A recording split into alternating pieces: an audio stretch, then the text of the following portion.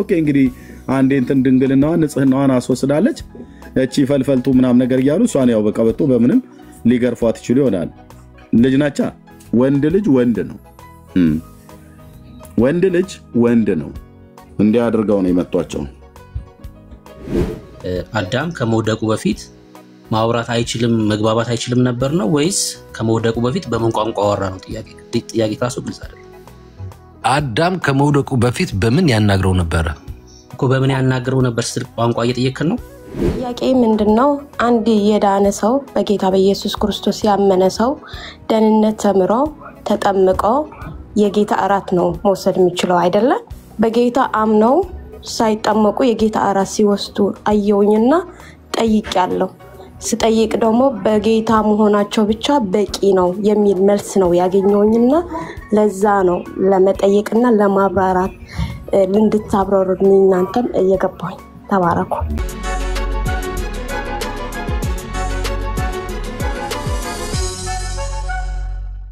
አይገርም እግዚአብሔር በጣም የሚገርመኝ ግን ዘር ለማብዛት ዘር ስለፈለገ ሴት ብዙም አይሰጣቸውም ነበር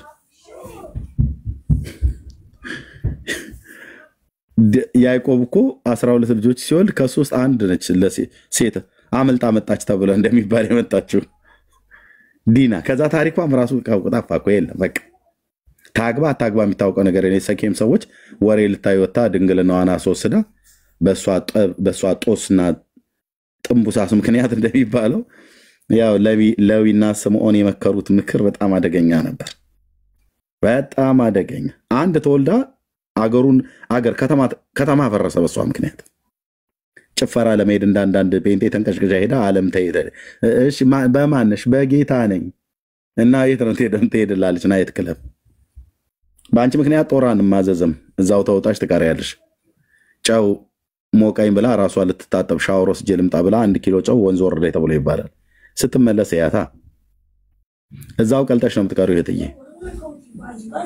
በዲና ምክንያት ግን የሴኬም ሰዎች አለቁ ነው የሚለው የዛን ሀገር ጭፈራ እስክስታ ልታይ ይሄዳል ማለት ነው ወሬ እህቶች ወሬ ይወዳሉ ምንም አታመጡ ወሬ አንዳንዴ በጣም መጥፎ ነው እንዴ አሁን ከሴኬም ሀገር ሰዎች ምን ይታያል ወሬ ልታይ ሄዳ ከዛ ወንድሞቿ ለዊና ስምዖን ምክር መከሯ እህታቸውን ያ የሴኬም ሀገር ሰውዬ ወፈፌ ነው ስንት ወንድም ጋሼ ብላ የምትጠራው ስንት ጎረምሳ ቤቷ እንዳለ ባየ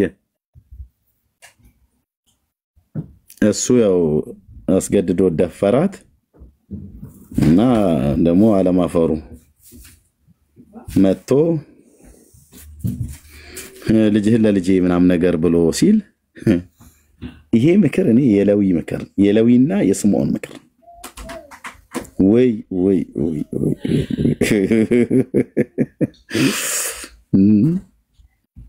ስምዖንና ለዊ ወንድማማቾች ናቸው አለ ያዕቆብ ሽማግሌው ሰይፎቻቸው ያመጻ መሳሪያ ናቸው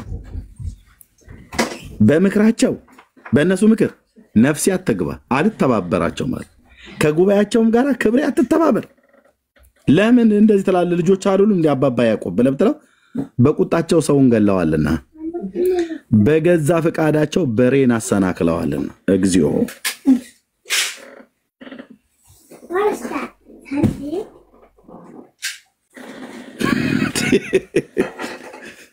እነኚህ ወንድማማቾች ናቸው የመከሩት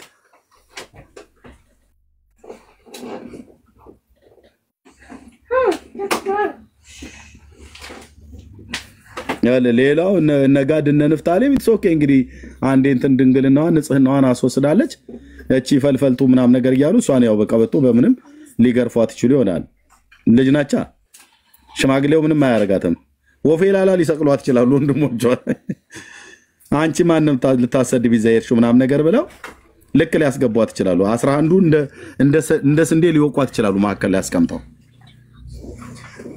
ግን እሷን እንዲያረጓት ብሎ የሚል ነገር የለም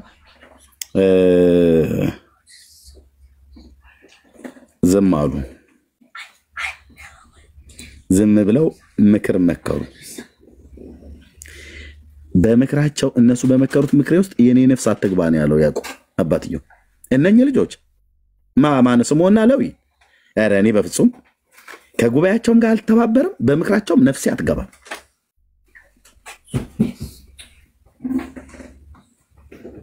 ከተማውን ባንድ ሌሊት ገብተው ሌሎቹን ሁሉ ወንድሞች አሰልፈው በአፍጢሙ ደፍተውት የወጡት እነዚህ ናቸው። ከተማ በሙሉ እኮ ያጠፉት። የተጠቀሙበት ደግሞ አጠቃቀም ነው በጣም የሚገርመኝ። የሄዱበት የመከሩት ምክር ልጃችሁን ለልጄ ብሎ አምጥቶ ለፊታቸው ሲያቆም እሺ ብለው እንግዳው ከኛ ጋር መጋባት ከፈለጋችሁ እኛ አብርሃም ይባል አባት አለን፣ እሱ ይስሐቅን ወለደ።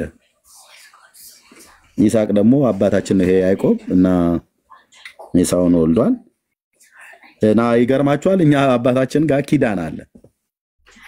ከኛ ጋር ሊጋባ የሚወድ ቢኖር ለአብርሃም የገባውን ኪዳን ከኛ ጋር መጋባት አለበት። እጋባለሁ የሴኬም ሰዎች እንጋባለን ማለት ባልና ሚስት ሆነ እንጋባለን፣ እናንተ ብታርጉትን ኪዳን እናደርጋለን ነው። አዎ እሺ በሉ እንግዲህ እኛ ቤት ያለው ደንብ እንዲህ ነው አሉ።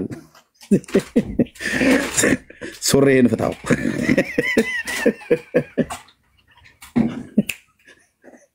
ፍቱት ሱሪያችሁን፣ ሙታንታንም አውልቅ እና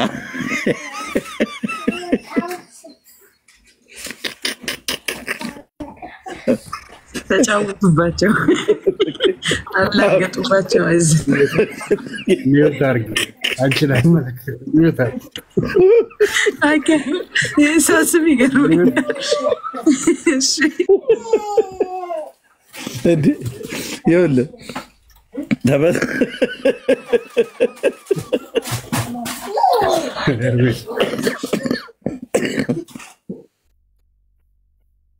ግፋቸው እኮ ግን የሰሩት ግፍ እኮ አይደለም። በጌታ በኢየሱስ አውልቀው አሉት። ደግሞ እኮ ኧረ አይሆንም ነው አውልቅ፣ ሙታንታንም አውልቅ፣ ሱሬንም አውልቅ። ከዛስ ወደዚህ ቅረቡ፣ ብልቶቻችሁን አምጡ። ለምን እኛ ለአባታችን ለአብርሃም የሰጠን ኪዳን አለ፣ ወንድ ልጅ ሁሉ ይገረዛል አሉ። እነማ ስምዖንና ሌዊ እንዴት አድርገው እጃቸው ላይ እንደጣሏቸው እና ትገረዛላችሁ። ከዛ በኋላ ከግርዘታችሁ ስትድኑ እዛ እንሰጣችኋለን። እና የሴኬም ከተማ ወንዶች ሁሉ ሱሪያቸው ሙታንታቸውን አውልቀው እያንጠለጠለ መጣለን። እኔ ሌዊ ሙሉ በሙሉ አለመቁረጡ ነው።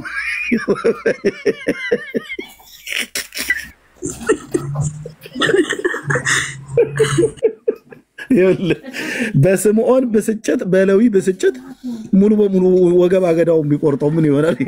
የት ይገባል? እነሱ እንደዛ አላረጉ። ኑ አምጡ አሉ፣ ተገረዙ አሏቸው።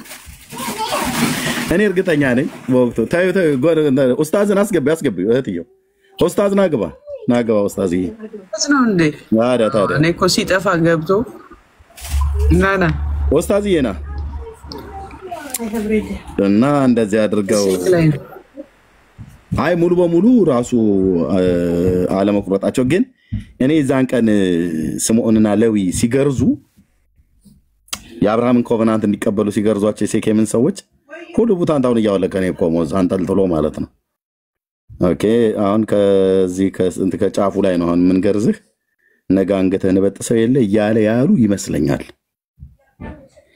በምክራቸው ነፍሴ አትግባ፣ ከጉባኤያቸውም ጋር አልተባበር አለ ሽማግሌው።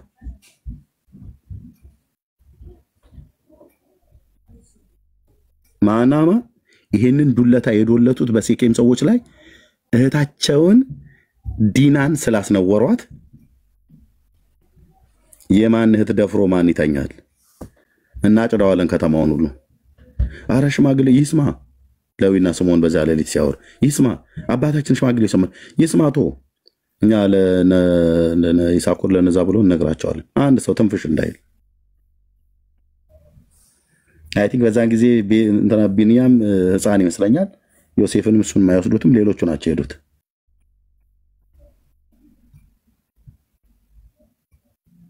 ሴኬምን በቃ አጠፋ። ታላላቆች እነሱ እኮ ናቸው። ሮቤል፣ ስምዖን፣ ሌዊ፣ ይሁዳ፣ ይሳኮር ያለ ብቻ ከዮሴፍና ከቢንያም ውጭ እነሱ ትንሾች ይመስሉኛል። አጠፉት ከተማውን ነው ያጠፉት። ረፍርፈው ገደሏቸው የሴኬምን ሰዎች።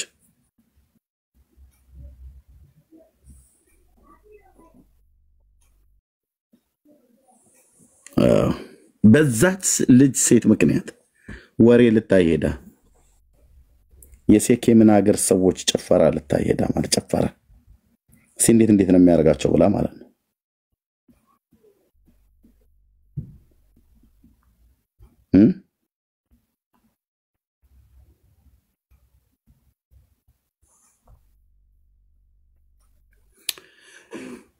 ለያዕቆብ የወለደችለት የሊያ ልጅ ዲናም የዛን ሀገር ሴቶች ልጆችን ለማየት ወጣች። የሀገሩ አለቃ የኤዋዊው ሰው የኤሞር ልጅ ሴኬም አያት፣ ወሰዳትም፣ ከሷ ጋር ተኛ፣ አስነወራትም። ልቦናውም በያዕቆብ ልጅ በዲና ፍቅር ተነደፈ፣ ብላቴናይቱን ወደዳት፣ ልቧንም ደስ በሚያሰኝ ነገር ተናገራት። ያው ከረሜላ ገዛልሻለሁ ጥብቆ ምናምን ነገር ነው፣ ሌላም ይችላል። ሴኬምንም አባቱን ኤሞርን ይህችን ብላቴና አጋባይ ብሎ ነገረው። ያዕቆብም ልጁን ዲናን እንዳስነወራት ሰማ።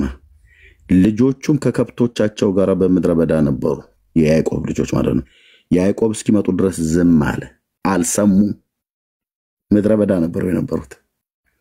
የሴኬምም አባት ኤሞርም ይነግረው ዘንድ ወደ ያዕቆብ ወጣ። የያዕቆብም ልጆች ይህን በሰሙ ጊዜ ከምድረ በዳ መጡ። የያዕቆብም ልጅ በመተኛይቱ በእስራኤል ላይ ስንፍናን ስላደረገ አዘኑ፣ እጅግም ተቆጡ፣ እንዲህም አይደረግምና። ኤሞርም እንዲህ ብሎ ነገራቸው፣ ልጄ ሴኬም በልጃችሁ ፍቅር ልቡ ተነድፏልና ሚስት እንድትሆነው ባካችሁ እርሷን ስጡት ብሎ ልመና ገባ።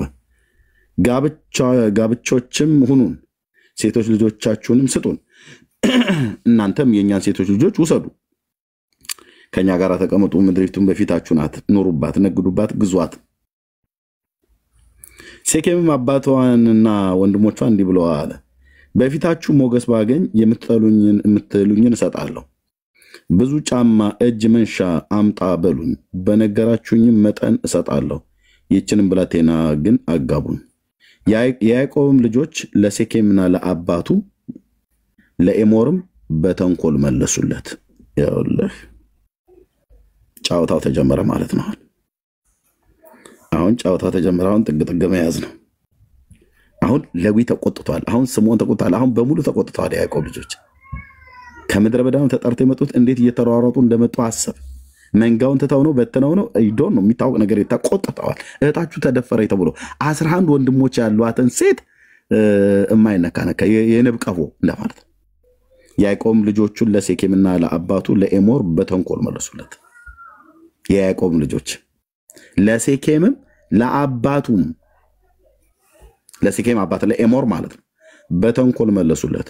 እህታቸውን ዲና አሰናክሏታልና እንዲህም አሏቸው፣ እህታችንን ላልተገረዘ ሰው ለመስጠት ይህን ነገር እናደርግ ዘንድ አንችልም፣ ይህ ነውር ነው ይሆንብናልና አሉ። ልጅ ስጠን ብሎ ያለው ቀጥታ ተገርዞ አይደለም ያሏቸው። አይ ለመስጠት አንችልም አይሆንልንም አሉ። እንደኛ ሆናችሁ ወንዶቻችሁን ሁሉ ብትገረዙ በዚህ ብቻ እሺ እንላችኋለን አለ። በቃ ይሄው ነው ሲስተሙ፣ ይሄ ነው ፖለቲካው፣ ይሄ ነው።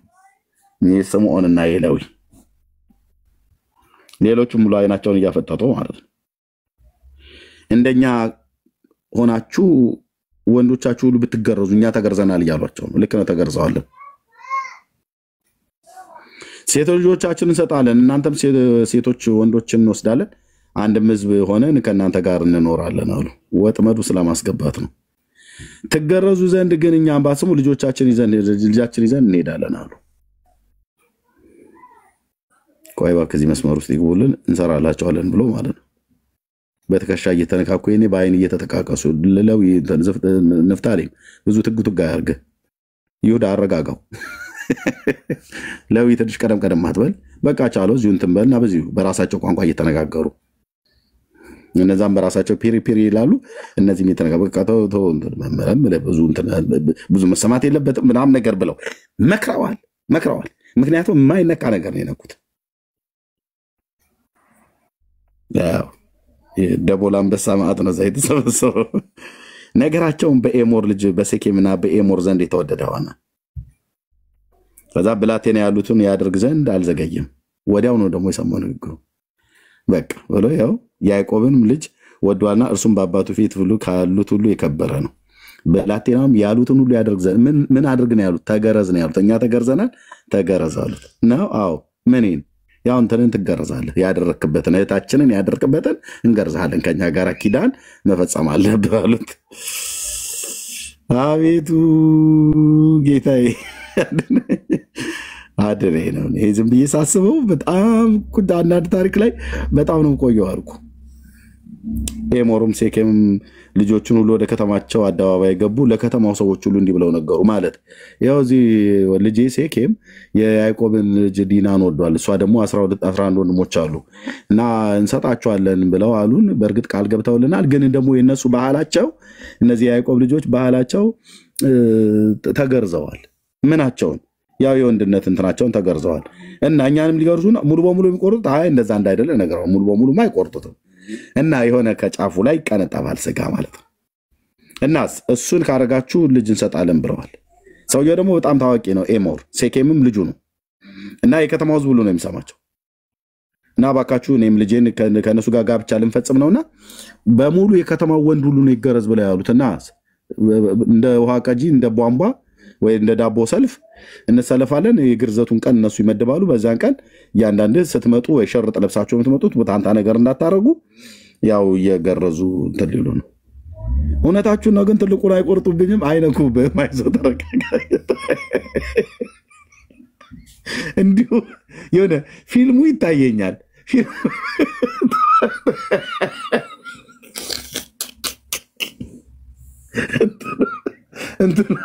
እንትኑ በጣም ነው የሚታየኛል እኮ በቃ ውልብ ይልብኛል።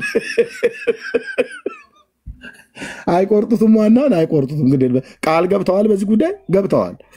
ትንሽ ቀንጠብ ነው የምናደርግላችሁ ብለዋል። እና ባካችሁ ልጄ ደግሞ በልጃቸው በእህታቸው ፍቅር ተነርፋለች እና ያሉትን እናድርጋ እና እሺ ብለው ሲሉ እነ ሌዊ ወንዳታ ምናምን ነገር ያሉ ይመስለኛል። እርስ በርስ ግጫው ስሞን ንካው ግጫው ምናምን ነገር ብለው ነገሩ። የት ትወጫለሽ? እንውጣ። የት ትወጫለሽ? ስሙ ግዴታ አንድ የመጣችሁ አንድ ቦይ ልጆች ስሙ።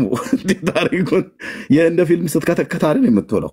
እዚህ ቆንጅዬ ሕያው የሆነ እግዚአብሔር ቃል የተደረገ የነበረ ሰማ። እነዚህ ሰዎች በእኛ ዘንድ የሰላም ሰዎች ናቸው። በምድራችን ይቀመጡ ይነግዱባትም፣ እነሆ ምድሪቱም ሰፊ ናት። ሴቶችም ልጆቻቸውን ውሰድ፣ ለእነርሱም ሴቶች ልጆቻችንን እንስጥ።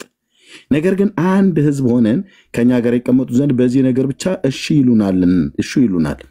እነርሱም እንደተገረዙ ወንዶቻችን ሁሉ ብንገረዝ፣ እነሱ እንደተገረዙ ወንዶቻችን ሁሉ ብንገረዝ፣ ከብቶቻቸውም ያላቸውን ሁሉ እንስሶቻቸውን ሁሉ ለእኛ አይደሉምን ናቸው ነው። የከተማውን ሕዝብ ሲደልሉት ማለት ነው። እርስ በርሳቸው እዛ ሲነጋገሩ በዚህ ነገር ብቻ እሺ ያልናቸው እንደሆነ ከኛ ጋር ይቀመጣሉ። ካልሆነ ስለሄዱ ነው። ከሄዱ ደግሞ ልጅቷን ይዘው ሊሄዱ ነው። ልጅቷ ደግሞ ከሄደች ልጄ በፍቅር አብዷል ሴኬም እና በፍቅሯ ይሞታል። እኔ ደግሞ ልጄ ማጣት አልፈልግም። ምንም ቀላል ነገር ነው። በቃ ያሉ ዋናውን አንቆርጠውም ብለዋል፣ ግን ትገረዛላችሁ ብለውናል። ከጫፉ ላይ ስጋውን እንቆርጠዋለን ብለው ያሉ የግርዘቱ ስርዓት እንደዛ ነው። በምን እንደሚቆርጡት በስለታም ነገር ወይ በባልጩት ነው የሚያነሱልህ።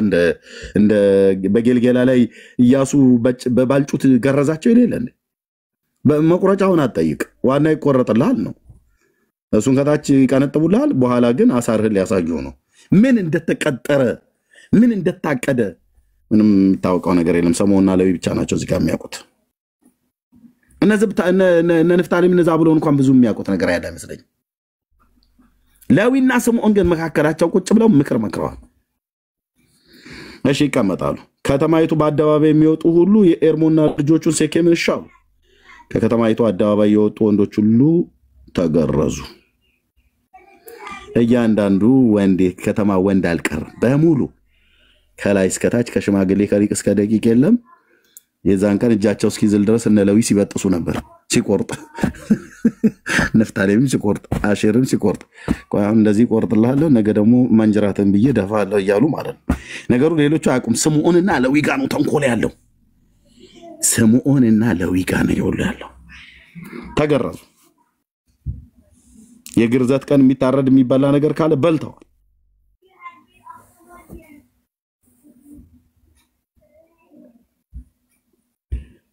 በሙሉ ከተማው በሙሉ ተገረዘለ። ሴቱ ብቻ ነው የቀረው። ተገርዞ ለ3 ቀን ያህል ቁስል ሆነለ ማለት ነው። የተገረዘበትን ቀን የሚያስታውሰው ካለ እኔ ትንሽ አስታውሳለሁ። የሱ ፍትፍት ሲፈተፈተልኝ ማለት ነው።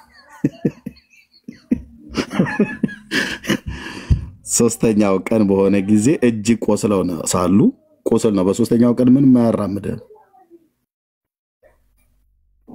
በእግርህና በእግርህ መካከል ችኳንታ ያልፋል ስፋቱ ማለት ነው። በሬ ከነቀኑ ሊያልፍ ይችላል። እዛና ዛረግተው ባሉበት አለ ማለት ሽንት ለመሽናት ያቃጥላል ምን ይላል ቻላው እንግዲህ አንዴ ገብቶበት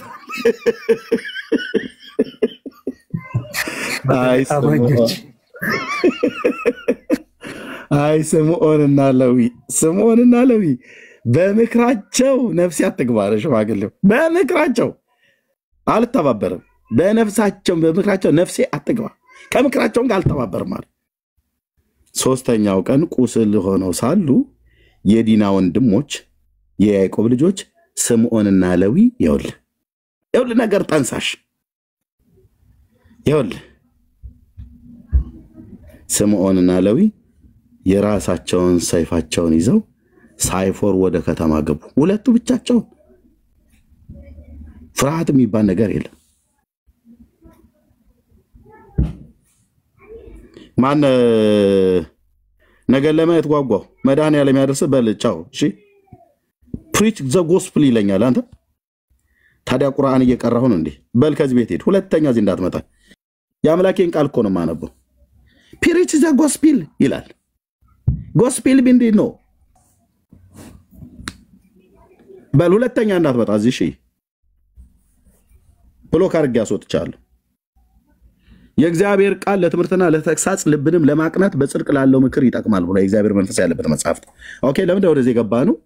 ቀደም ስለ ቤድዊኖችና እስራኤሎች እያወራ ማለት ነው። የራሳቸውን ሰይፍ ይዘው ሳይፈሩ ወደ ከተማ ገቡ፣ ወንድሙን ሁሉ ገደሉት ይላል። ኤሞርና ልጆቹን ሰይፉን ሴኬምንም ይቀርታ በሰይፍ ገደሉ። እህታቸውን ዲናን ከሴኬም ቤት ይዘዋት ወጡ። ያዕቆብ ልጆቹን እህታቸውን ዲናን ስለአረከሷት ወደ ሞቱት ገብተው ከተማይቱን ዘረፉ። በጎቻቸውን፣ ላሞቻቸውን፣ አህዮቻቸውን በውጪ በከተማ ያለውን ሁሉ ወሰዱ። ሀብታቸውን ሁሉ፣ ሕፃናቶቻቸው፣ ሴቶቻቸውን ሁሉ ማረኩ። በቤት ያለውን ሁሉ ዘረፉ። ያዕቆብና ሌዊንም ስምዖንን እንዲህ አለ፣ በዚች ሀገር በሚኖሩት በከነዓናውያንና በፌሪዛውያን ሰዎች የተጠላው ታደርጉኝ ዘንድ እኔን አስጨነቃችሁኝ። እኔን በቁጥር ጥቂት ነኝ፣ እነሱ ግን በእኔ ላይ ይሰበሰቡኛል፣ ይመቱኛል። እኔም ከወገኔ ጋር አጠፋለሁ አለ። ያዕቆብ ሽማግሌው አለቀሰ። እነርሱም በጋለሞታ እንደሚደረግ በእህታችን ያደረገባትን አሉ ይላል። ተቆጥቶ ማለት አተነፋፈሳቸው ሁሉ ጭምር ያስታውቃል። ሽማግሌውን አባታቸውን በእህታችን በጋለሞታ እኮ እንደሚደረግ የተደረገባት። አሁን ጥግጥግ ነው የሚያዝ ብራዘር። አባታቸውንም አይሰሙም። ክብር ነው የተነካው አሉት። እንዴት ቢደረግ ከሌዊ ሚስት ጋር ማለት ከሌዊ እህት ጋር እንዴት ቢደረግ ከዛብሎን ከንፍታሌም ጋር እንዴት ቢደረግ ከይሁዳና ከአሼር ጋር እህት ጋር እንዴት ቢንቁን። ወንድ ልጅ ብራዘር ወንድ ልጅ ወንድ ነው። ወንድ ልጅ ወንድ ነው። እንዲያደርገው ነው የመቷቸው። የሌዊና የስምዖን ቁጣ በጣም አደገኛ ነው። አደገኛ እነሱ ናቸው ለከተማቸው ለሰይፋቸውን ይዘው በመጀመሪያ የገቡት።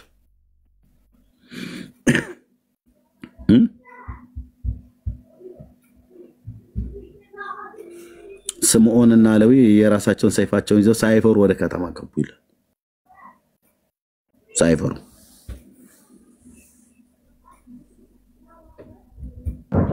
ስለ ሽማግሌው በምክራቸው ነፍሴ አይግባ ብሎ አለ ይላልና ከ12ቱ የያዕቆብ ልጆች መካከል ቢሆኑ ይናገሩ ነበር፣ ግን ከኬጡራ ወይ ደግሞ ከእስማኤል ልጆች ተርታም አይደሉም። ፍልስጤማውያን በፍጹም ፍልስጤማውያን ከኬጡራም ልጆች አይደሉም። ፍልስጤማውያን ከእስማኤልም ዘሮች አይደሉም።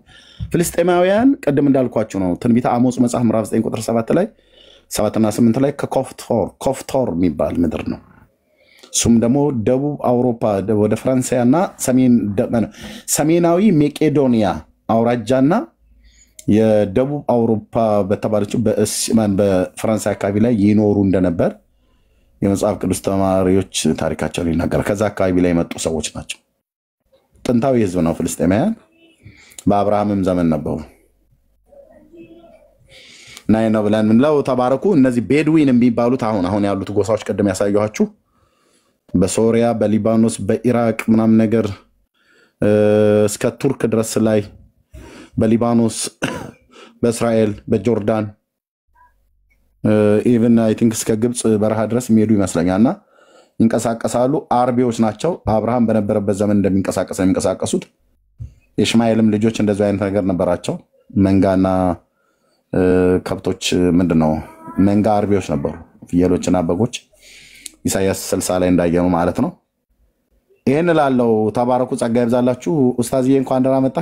ዜዶ ቢኒያው ዘትሩዝ ብሩኬ ጸጋ ይብዛላችሁ። እናንተ ቀጥሉ፣ ተባረኩ። እህትየው ቤቱም መሪው።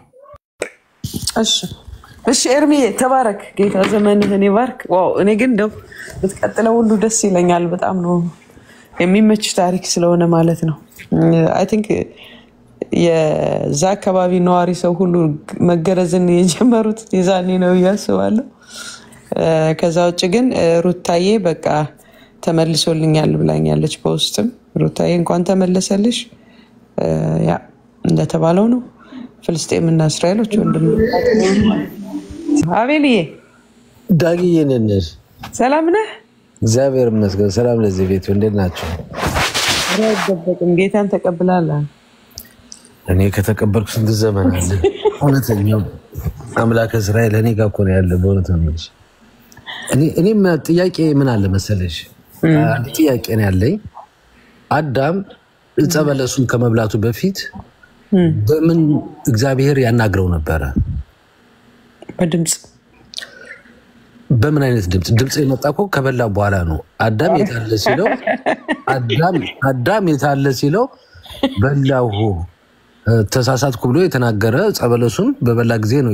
የአምላኩን ድምጽ በሰማ ጊዜ እና አይሰማም አያይም አያወራም ነበር አዳም በገነት። በምን አይነት ቋንቋ የሚያናግረው የነበረ? ይሄን የሚመልስልኝ ክርስቲያን ካለ እሸልመዋለሁ። ትሸልመኛለህ?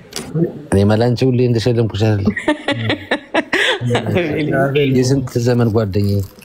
በቃ እሺ ቆይ ቢኒያም ይመልስልህ። ሸልመው እንግዲህ በግዕዝ አላለም፣ በግዕዘኛ ቋንቋ ነው። ያ ብሩኬ ተንኮለኝ። እሺ ቢኒ ቀጥል ከአቤል ጋር።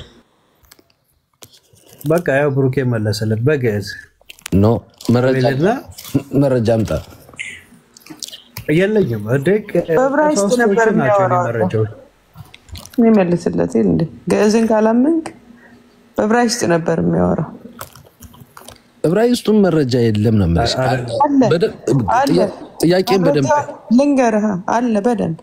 እሱ ይኸውልሽ ቃል ከወረደ በኋላ ነው፣ ቃል ከተናገረው በኋላ ነው። አዳም የት አለ ሲለው መልስ የመለሰ የዛን ሰዓት ነው። ጥቅስ ስጠኝ። ኦሪት ዘፍጥረት ላይ ነው። ኦሪት ዘፍጥረት ላይ አዳም አይሰማም አያይም አይለማም። በቃ ልክ እግዚአብሔር ዕፀ በለሱን ከበላ በኋላ ነው አይደል? እባቡን እንዴት ነው ያወሩት? ማነች ከበላ በኋላ ነው እኮ እሱን ነገር የተወራ። እባቡን እንዴት ነው ያወራችሁ? ሳትበላው ተጀናጅናለች እኮ ከእባቡ ጋር እኮ። አሁን በምን ቋንቋ ነው ያወራችሁ እያሉ ማለት በምን በጥቅሻ ነው ያወሩት ማለት ነው ከእባቡ ጋር? ይኸውልሽ ግዕዝ መለስንላችሁ። ምንድነው የምታደርጉት? እሱን አሁን እሱ ላይ መልስ ልታገኝ ትችያለሽ፣ ግን የባቡ መልስ ነው የምታገኘው እሱ ላይ ኖ ቢና። አቤል እኮ ቋንቋ እኮ አይደለም የሚል ቋንቋ ድምጽ ያወጣው ራሱ አዳም ከበላ በኋላ ነው እያለኝ። አዳም አጥንት የወጣችው ሔዋን ቆይ ብሩዬ መጀመሪያ በምን ቋንቋ ነው አይደል? አቤል በምን ቋንቋ ነው ከእግዚአብሔር ጋር የሚያወሩት ነው አይደል ያልከው? በምን ያናግረው ነበር? በቃ አጭር ቃል በምን ያናግረው ነበር? በግዕዝ። የት አለ መረጃ? ግዕዝ የሚል አምጣልኝ መጽሐፍ ቅዱስ። አንተ ስለ ቋንቋ አይደለም ያወራው።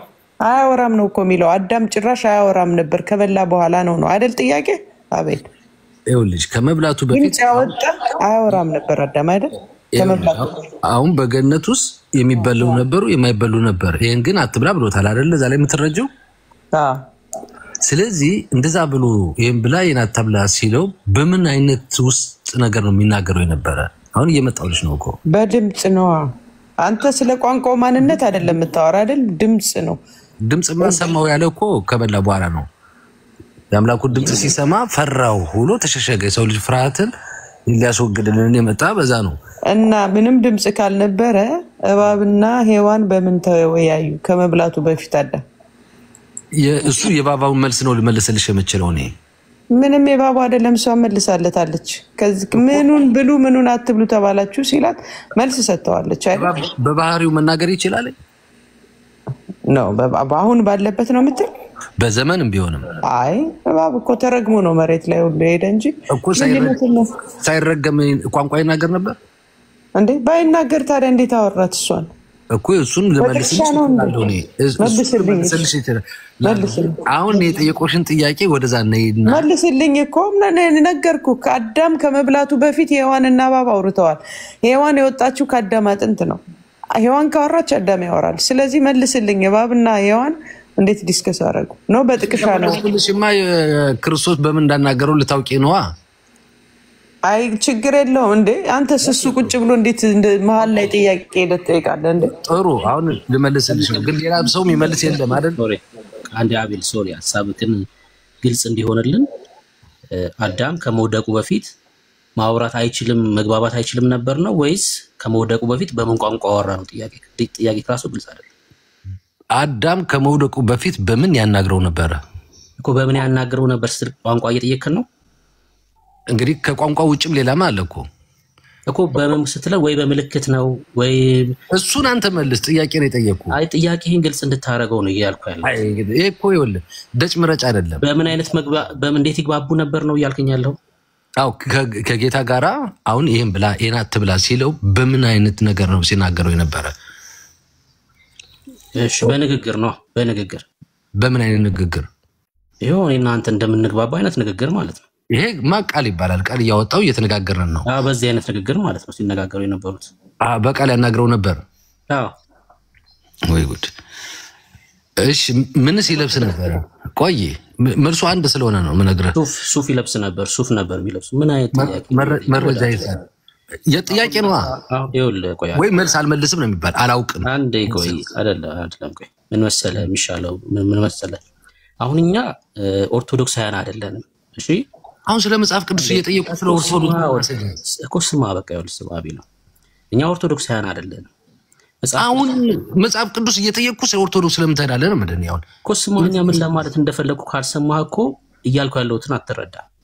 የመስማት አቅም ያስፈልጋል። እሺ እኛ ኦርቶዶክሳውያን አይደለንም። መጽሐፍ ቅዱስ ላይ የተጻፈውን ብቻ እንናገርና ያልተጻፈውን ዝም እንላለን። እንደሱ መልስ ነው። ዝም እላለሁ። ጥሩ እኮ አንዴ ስማ እኮ ለዛ እኮ ነው ኦርቶዶክስ አይደለሁም ያልኩህ። መጽሐፍ ቅዱስ ላይ እግዚአብሔርና አዳም ይግባቡ እንደነበረ ተጽፏል አይደል? ሰው በምን አይነት ወይ ነው ይግባቡማ? ማንም ይግባባ፣ እንስሳ ለእንስሳ ይግባባ ላይ በምን አይነት ለምን አታዳምጥም? ብሰማኝ እኮ መልሴን ታገኛለህ። አቤሉ ካልሰማህ እንዴት ልመልስልህ? መስማት እኮ መቻል አለብህ። መጽሐፍ ቅዱሳችን ላይ እግዚአብሔርና አዳም እንደሚግባቡ ተጽፎልናል አይደል? በምን አይነት ቋንቋ ተግባቡ ምናምን የሚለውን ግን አልተጻፈም። ሶስት ካልተጻፈ ድረስ ጥያቄ የማይሆንብንም እኛ አሁን እሱ ጉዳያችንም አይደለም። በምን ቋንቋ ተግባቡ በምን አይነት ሁኔታ ተግባቡ የሚለው ጥያቄም አይደለም ለኛ። እሱንም ደግሞ አንመልስም። ለምን እስካልተጻፈ ድረስ ያልተጻፈውን ፈርዘር ሄደን አናብራራም ማለት ነው። የተጻፈውን ብቻ ነው የምንቀበለው። እግዚአብሔርና አዳም ተግባብተዋል። አዎ ለምሳሌ ዘፍጥረት 2:17 ላይ ነገር ግን መልካምና ክፉን ከሚያሳውቀው ዛፍ አትብላ ይለዋል። አሁን ይሄ የእግዚአብሔር ትእዛዝ ነው። ይሄን ትእዛዝ አዳም ሲቀበል ደግሞ እንመለከታለን። በምን አይነት ቋንቋ ምናምን የሚለው እሱ በቃ ስላልተጻፈ ያልተጻፈውን ነገር አንናገርም ማለት ነው። ይግባባ ነበር። ከወደቀም በኋላ ደግሞ የእግዚአብሔርን ድምጽ ይሰማ ነበር። ይሄን ነው ልልህ የምችለው ማለት ነው። ከዚህ ውጪ የምረዳው ነገር አለ ካልከን ደግሞ ያንተን መረዳት ነገርና እንስማኛ። ዳግዬ ለብቻሽ እነግርሻለሁ። ለመሰለሽ አሁን እኔ ልናገር የነበረው ጥሩ ነገር ነው የነበረ ዘሉን የኦርቶዶክሳዊ አይደለሁም እኔ ያውን መጽሐፍ ቅዱስ አስተምረን አቤልዬ ለሁላችንም አስተምረን እንጂ በቃ እኛ እናውቅም። እኔ አሁን ለምሳሌ አላውቅም አስተምረን በቃ እንደዛ ካልሽ በቃ አሁን ምን አለ መሰለሽ ዳግዬ እግዚአብሔር መለኮት ነው። አዳምን ያናግረው የነበረ በውስጥ ብርሃን በመለኮት ብርሃን ነው የሚያናግረው የነበረ። ከዛ በኋላ ነው ቃል የመጣው የሰው ቃልና የኛን ቃል የሱ ቃል እውነተኛ የሆነ ቃል ሲሆን እኔ እውነትም መንገድም ብሎ የመጣበት መንገድ ነው። በአዲስ ኪዳን ስታየው የኛ ቃል ደግሞ ቃል አበባዮች ነን። በቃ ከጥፋት በኋላ ነው በቃ ቃል የተናገርነ ቃላችን እውነተኛ ቃል ነው አይደለም። ከመጀመሪያው ግን በውስጥ ብርሃን በመለኮቱ ብርሃን ነው የሚያናግረው። እባብን ራሷ እንኳን ሰይጣን ሲያሳስታተኝ በውስጥ ገብቶ ነው። ሰይጣንም ራሱ መንፈስ ነው። አቤል አንዳንድ ጊዜ ውስጥ ገብቶ ነው። ቆይ ልነግርሽ ነው። በብርሃን አዳምም በብርሃን ነበር የሚመለስለት። ልጨርስ? አዎ ቆይ ልነግርሽማ። እሱ የብርሃን አምላክ ነው። በመለኮቱ ብርሃን ነው። የብርሃናት ልብስ ነው የሚያለብሰው የነበረ።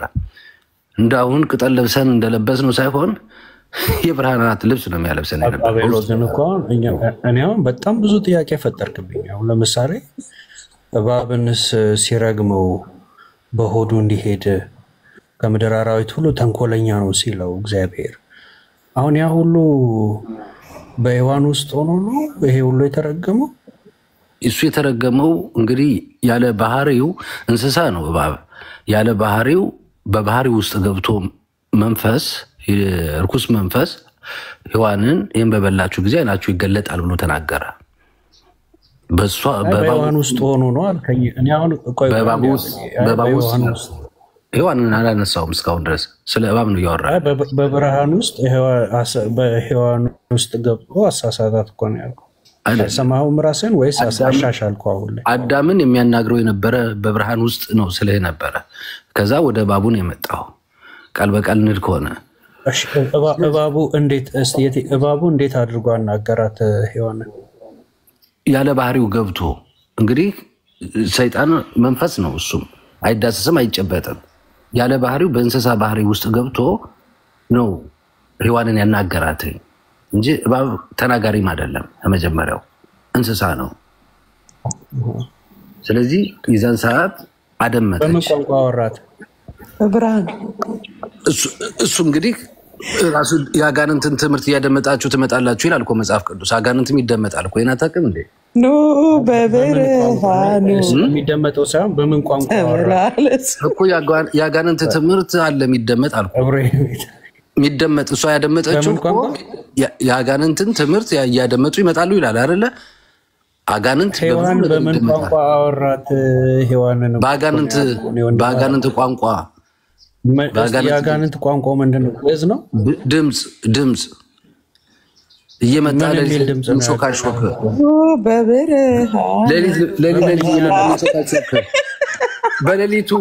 በሌሊት እየመጣ ከጎን የሚያስጥል መንፈስ እንዳለ ታውቃለህ ቢንዬ? ሌሊት ተኝተህ ታውቃለህ? በተፈጥሮ እንታለን። ወደ እህትየው መንፈስ ልንሄድ ነው። ይሄንን ሁሉ መገለጥ የነገረ የትኛው ነው አቤል? የእግዚአብሔር ቃል ይገልጥልሃል እኮ። እስቲ አሁን የእግዚአብሔር ቃል እስቲ ከፍታ ሳይኝ የቱ ጋር ይገልጥልሃል? ራሱ አሁን በባለፈው የነገርኩህ ቃል ራሱ ገና አልተገለጠላችሁም። አንተ እንደ ፌዝ ነው የወሰድከው። እስቲ አንተ ገለጥ አድርገህ ይኸው እዚህ ጋር እንዲህ ተጽፏል እኮ እያልክ እኔ ባስረዳት ደስ ይለኛል፣ ግን አታደምጡ ነው ችግሩ እኮ። መስማት ይሰማሉ ግን አያደምጡ። እኔ አደምጣለሁ። የቱ ጋር ስለምን ልንገር? አሁን አንተ ያልከውን ሀሳብ የኔን ሀሳብ እንግዲህ የምትረዳው እንግዲህ ስነግር ነው። ህሊና ከተቀበለው ጥሩ፣ ካልተቀበለው መርምር። አሁን እባቡ ውስጥ ገብቶ የሚያናግር የነበረው አቤሎዬ፣ እኔ እኮ ህሊናዬ አሁን አንተ የምታወራውን ነገር እንዳይቀበል መቼ መሰለ ያቆምኩት? እሱ እምነቴን አይተህ ነዋ። እኮ ከአጋንንት አርግዛለች እኮ ያልኩት ቀን እኮ ነው ያቆምኩት። መንፈስ እንደሚወለድ አታውቁም? ለአህያ ሰግዳለሁ ያልከኝ ቀን እኮ ነው ህሊናዬ አንተ መስማት ያቆመው። እስቲ መዝሙር ምን አድርጌ ለማለት? በጣም ጥሩ ጥያቄ ነው። አሁን ግን ማድመጥ ከቻልክ ነው። አህያ ላይ እንዴት ይሰግዳል? በጣም ጥሩ። አሁን ወደ አህያ ስግደቱ አንሄድ። ለምን ተዳለ መፎክር አድርገው ከምትሄድ መገለጥ ነው። ይሄ ራሱ አንዱ ታምናለህ በመጽሐፍ ከራኩ አይደለም። አንድ አቤሎ አንድ ጊዜ በጌታ ተረጋጋና አውራኝ። እኔ ህሊና ኖሮ ከሰማኝ ስትለኝ ህሊና ኖሮ መስማት ያቆምኩት እኔ አንተን ለአህያ ሰግዳለሁ ያልከኝ ቀን፣ እህቴ ከአጋንንት አርግዛለች ያልከኝ ቀን፣ እሱ ደግሞ መጽሐፍ ቅዱሳዊ ነው ያልከኝ ቀን በቃ እኔ አሁን አየህ ህሊናዬ በጣም ይከብደዋል አንተ የምታወራውን ለማመን ራሱ። አሁን ወደ እንትኑ መለስ እንበልና ወደ ጨዋታው መለስ እንበልና እስቲ አዳምና ሔዋን እግዚአብሔርን ያናገሩበት ወይ ቋንቋ እንደዚሁም ከሰይጣን ጋር ሔዋን ያወራችበት ቋንቋው ዳያሎጉ ምን ይመስላል የሚለውን እስቲ አባታችን እስቲ ይግለጡትና ይበሉት። መጀመሪያ አሁን እንግዲህ የተናገርከው መልስ ልስጥ። እንግዲህ አሁን የጠየቀኝ ጥያቄ መንፈስ ከሰው ልጅ እንዴት ይወለዳልኝ የሚለውን መጀመሪያ ኢየሱስ ክርስቶስ እግዚአብሔር መንፈስ ነው። ዮሐንስ 4:24 ላይ ስታየው ይሄ መንፈስ ደግሞ ወልድ እግዚአብሔር አቤሎ በፍጹም ኢየሱስን አንስተህ አጋንንት አርግዛለች የሚለውን ሰው አታስወራም። አቤል ይሄማ ጥሩ አይደለም፣ ዲስከሽን አይደለም። ይሄ ብሽሽቅ ነው። ከድንግል ማርያም ተወልዷል። ስለዚህ እህቴ ከአጋንንት አርግዛለች የሚለውን ገና መናገር እንደጀመርክ ነው ምነቅልህ። እሺ እንደዛ አይነት ጨዋታ ወይ ዳቢሎስ ጌታችን የዳቢሎስን ስራ ያፈርስ ተገለጠ ይላል አይደል? እንዴት ነው የተገለጠው ነገር? አይሲ ውዱጣ ጤናማ ሰው አስገቡና እናውራ። ምን በቃ ከእህት ከወለደችው አጋንንት ጋር ተጫወት ሂድና። ምን አይነት ተረት! አሁን ኦርቶዶክስ በቃ እንደዚህ እንደው ዘመናችሁን ሙሉ በዚህ ልክ እኔ በእውነት እኔ በዚህ ልጅ እኔ ኦርቶዶክስን መመዘን አልፈልግም። እንደው I have to be fair መሆን አለብኝ። ነገሩ ቀሳውስቶቹ አይደል እንዴ ወጣው አዳምና ሔዋን ያወሩት የነበረው ገዘኛ ነው ያሉት። ለነገሩ የልጅ ከየት ይማር ላይ ምን ይማር? ኦርቶዶክስ ቤተክርስቲያን አይደለች እንዴ? ለነገሩ ከፈረጎ ከሚባል ከአየር ላይ ጋኔን መጥቆራ የሚባል ከሰው ፈረጎ የሚባለው የአየር ላይ ጋኔን ከሴት ጋር ተገናኝቶ መጥቆራ የሚባል ሰው የወለደ ያሉት። የተወለደው ያ ሰው ደግሞ 7 ክንድ ነበር ብለው ያስተማሩት። ከዛ ያ 7 ክንድ የሆነው ሰውዬ በማናቸው በተክለ ሃይማኖትና አንድ ሌላ ደግሞ መኖክሴ እንግዲህ ያው ገዳም ውስጥ ይዘው ባርከው ቀድሰው እንጨት ሲያመላልስ ነበር ይሉናል። ከዛም እንግዲህ የተባረከ ሰው ነው አሉንና ለሱ ደግሞ ታቦት ሰርተዋል። ለነገሩ በቃ this is ኦርቶዶክስ። በእውነት እኔ ኦርቶዶክሳውያን ግን ምንድነው ምን አይነት አዚም ቢወድቅባችሁ ነው?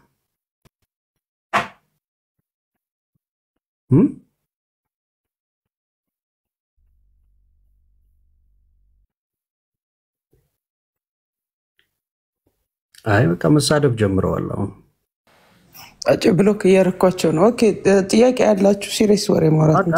ታደርጋቸው ሚዩት ብቻ ብሎክ አይደለም ይስሙ። ሚዩት ኖ ጥያቄ ያላችሁ ቁም ነገር ያለው ነገር እናወራ። የመጽሐፍ ቅዱስ ኦኬ ሰላም ዘር ሰላም ደህና ዋላችሁ። ይቅርታ የብሬክ ሰዓቴ ኦልሬዲ ደርሷል፣ ግን ጥያቄ አለኝ። ከየት ለምነት ነሽ እንዴ? እኔ በጌታ ነኝ። ሶሪ እሺ ጥያቄ ምንድነው? አንድ የዳነ ሰው በጌታ በኢየሱስ ክርስቶስ ያመነ ሰው ደህንነት ተምሮ ተጠምቆ የጌታ እራት ነው መውሰድ የሚችለው አይደለ? አንድ ቤተክርስቲያን ላይ ግን በጌታ አምነው ሳይጠመቁ የጌታ እራት ሲወስዱ አየውኝና ጠይቄያለሁ።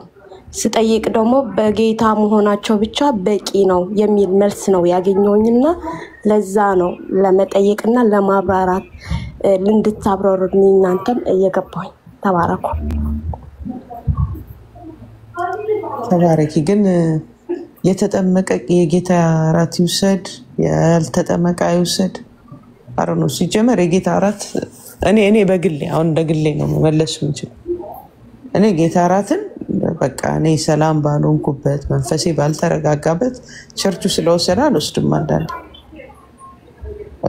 በልህ ውስጥ በሆነ የማያስፈልግ ነገር ውስጥ ልህ ምናምን ይዞኝ እኔ ጌታ እራት ዝም ብዬ በድፍረት አልወስድም፣ እፈራለሁ በጣም።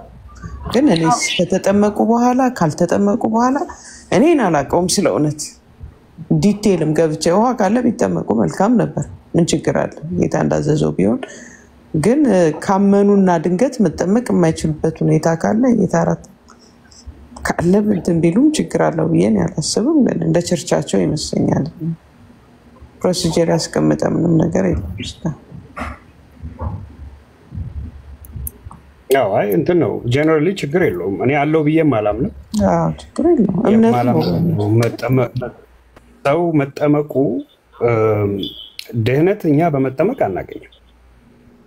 አንድ ሰው በጌታ በኢየሱስ ክርስቶስ ካመነ ያ ሰው የዳነ ሰው ነው። ሰው ለዳነ ሰው የጌታ እራትን ማቅረብ ምንም ችግር እንዳለው አላስብም። የዳነ ሰው ነው። ዋናው የጌታ እራት የሚወስደው የጌታ እራት ትክክለኛ በሆነ መንገድ ነው ወይ? ኦኬ እዛ ገብቶ ቆሮንቶስ ላይ እንዳሉት እንደዚሁ እንደልባቸው አያንቦጫርቁትም ወይ ነው። as long as እሱ ችግር እስከሌለው ድረስ ጥምቀት ድህነት በጥምቀት የሚለው ሐሳብ ያለባቸው ሰዎች ናቸው ያው እንደዛ ሊያስቡ ይችላሉ። ግን አንድ ሰው ካመነ አሱናስ እንዳመነ ያ ሰው ቅጽበታዊ የሆነ ድህነት አለው። ከማን? ከእግዚአብሔር ዘንድ። በክርስቶስ ኢየሱስ ያመነ ሰው ሁሉ የዳነ ሰው ነው። በቃ ላልዳነ ሰው ግን ዕዳ ነው። ያልዳነ ሰው ግን ዕዳ ነው። በፍጹም መውሰድ አይችልም። ያልዳነ ሰው ጌታ እራት ከባድ ነው። በራሱ ላይ ያስፈራል በጣም።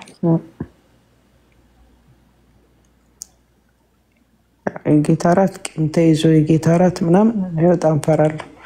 ከዚህ ውጭ ግን ዋናው በቃ የሰው ልጅ ወደ መንግስተ ሰማያት የሚያስገባው በክርስቶስ ኢየሱስ ማመን ነው። መጠመቅ እሰየ ውሃ ቢገኝ አሁን አረብ ሀገር ያሉ ልጆች ኦፊሻሊ ወጥተው ላይ ይጠመቁ ይችላሉ።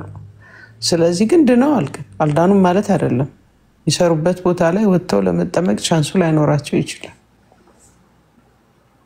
እና ማመን ነው ትልቁ። ያን ደግሞ ጌታ ኢየሱስ ጋር ከተሰቀሉ ሁለት ወንበዴዎች ጋር አንደኛው ሲድን እናየዋለን። ማመኑ ብቻ ወደ ዘላለም ሕይወት እንዳስገባው መጽሐፍ ቅዱስ ተጽፏልና ተባረኪ። እሺ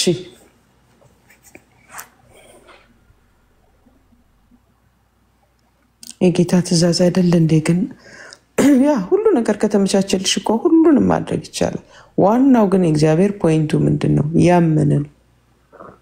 ያመነ ነው። ያ መጠመቅ ክፋት የለውም። መጠመቅ ደስ ይላል። በጣም ጥሩ ነው። እኔ በጣም ነው ደስ የሚለኝ። ግን ካልተጠመቅሽ በቃ አልዳንሽም የሚል ፎርማል እንትን አልተቀመጠም። ትልቁ ነገር ማመን ነው። በቃ ያመነ የተጠመቀ ይድናል፣ ያላመነ ግን ተፈርዶበታል ነው እንጂ ያልተጠመቀም ተፈርዶበታል አይልም ቃሉም። ጌታ ኢየሱስም ትልቅ ምሳሌ በሁለቱ አብረውት በተሰቀሉ ሰዎች እናያለን። እምነት ነው። ቢመቻች ግን መጠመቅም ጥሩ ነው። መጠመቅ መጥፎ ነው አይደለም። መጠመቅ ሲመቻች አሁን አረብ ሀገር የምትሰራ እህት ልትወጣ ማትችል ጌታን በዚህ በቲክቶክ ትቀበል። አይ መጀመሽ ተጠመቅሽ ሌላት አይችልም እግዚአብሔር። ትልቁ ነገር በጌታ በኢየሱስ ክርስቶስ ማመን ነው። ለተመቻቸው ሰው ግን ተጠመቁ። ለተጠመቃችሁ ተጠመቁ ይሉና የሚመቻችላችሁ ሰዎችና እንደዚህ በማዳም ቤት አትውጡ ምናምን ማትባሉ ከሆነ ተጠመቁ ሂዱ። ቸርቻችሁ አካባቢያችሁ ያለ ቸርች። እሺ